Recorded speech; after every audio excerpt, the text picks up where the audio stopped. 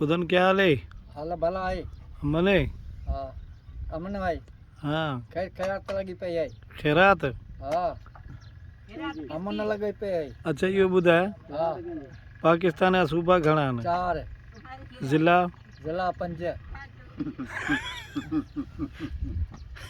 पाकिस्तान जा 5 आहिनि। पाकिस्तान ठहियो कॾहिं हो? राजाओ कौन है उसे अरे तारीख़ त लिखी ख़बर हूंदी न।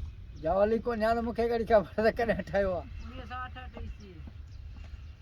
पाकिस्तान जी ठहण जी कोन थी ख़बर। न नंढा ॿारनि खे बि ख़बर हूंदी। तोखे ख़बर आहे? रेल ही ठहण जी खबर ही ना है तो वरी पाकिस्तान ही करो पे खबर। ॿिया क्या करती है? ब्या क्या करती है?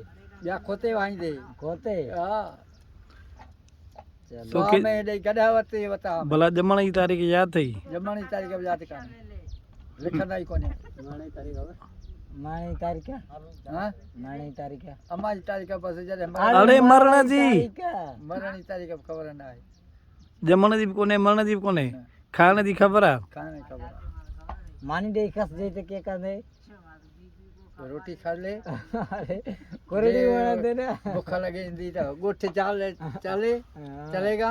हां हां रोटी नहीं मिलेगा तो गोठ चलेगा। पुछीस तो क्या करती है? मशरूम का दे पे ब्या कड़ा कम कार करती है। ब्या मिट्टी पे साऊंगा। हाँ हाँ ब्या कड़ा कम कार करते हैं। ब्या घर वेंदा पे। हाँ क्या करते हैं? आराम करते हैं। आराम करती है। हाँ क्या मतलब सुन रहे 3 बजे खुदा न जी हाणे इहो ॿुधाए सिंध जो वज़ीर आला केरु आहे? चाचो आडो हाणे नडो जो ही आते न खबर तो वो सारे जो ठाऊं न कंहिंजी कोन थी ख़बर?